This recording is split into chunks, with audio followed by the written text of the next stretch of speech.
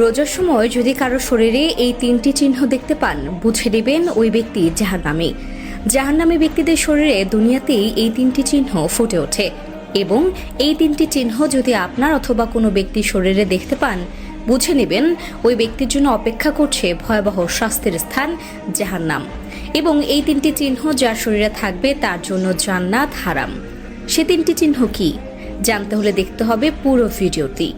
প্রিয় দর্শক, আপনি যদি হযরত মুহাম্মদ সাল্লাল্লাহু আলাইহি ওয়াসাল্লামের উম্মত হয়ে নিজেকে সৌভাগ্যবান মনে করেন, অবশ্যই আলহামদুলিল্লাহ কমেন্ট করবেন।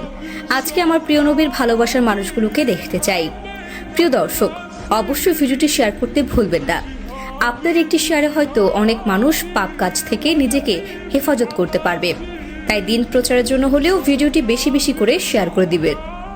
প্রিয় দর্শক, আপনারা হয়তো দেখেছেন পৃথিবীতে কিছু সংগঠিত হওয়ার আগে যেমন একটি আলামত দেখা যায়, কোনো খারাপ কিছু হওয়ার আগে যেমন লক্ষণ দেখা যায়, ঠিক তেমনই জাহান্নামী ব্যক্তিদের মৃত্যুর আগে শরীরে তিনটি চিহ্ন বা লক্ষণ ফুটে ওঠে, যা দেখলে বুঝতে হবে ব্যক্তিটি জাহান্নামী। জাহান্নামী ব্যক্তিদের শরীরে প্রথম যে চিহ্নটি প্রকাশ পায় সেটি হলো ওই ব্যক্তি যাকে মানুষ ঘৃণা করে। প্রিয় দর্শক, আল্লাহ যাকে ঘৃণা করে বা অপছন্দ করে তাকে আসমানের ফেরেশতারাও ঘৃণা করে এবং বদদুয়া দিতে থাকে, যার ফলে দিন দিন সে সকলের কাছে অপছন্দনীয় হয়ে পড়ে।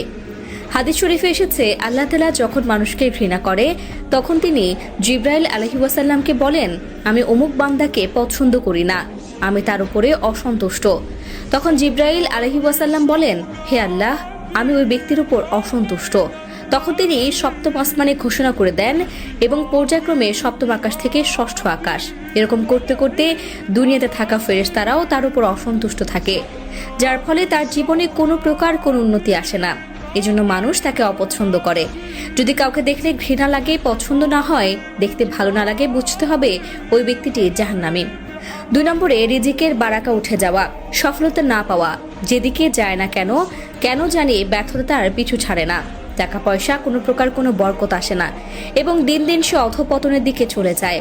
একসময় তার অনেক আধিপত্য বিস্তার ছিল, কিন্তু এখন আর তা নেই। এরকম হলে বুঝতে হবে ওই ব্যক্তির উপর আল্লাহ তাআলা সন্তুষ্ট নয় এবং ওই ব্যক্তি জাহান্নামী।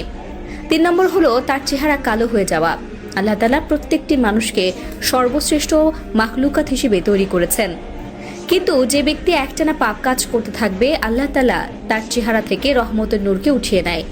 যদি দেখেন কোনো ব্যক্তির চেহারা দিন দিন কালো হয়ে যাচ্ছে, ফ্যাকাশে হয়ে যাচ্ছে, দেখতে ভালো লাগছে না, তাহলে সাথে সাথে বুঝে নেবেন ওই ব্যক্তিটি অনেক বেশি পরিমাণ পাপ করেছে।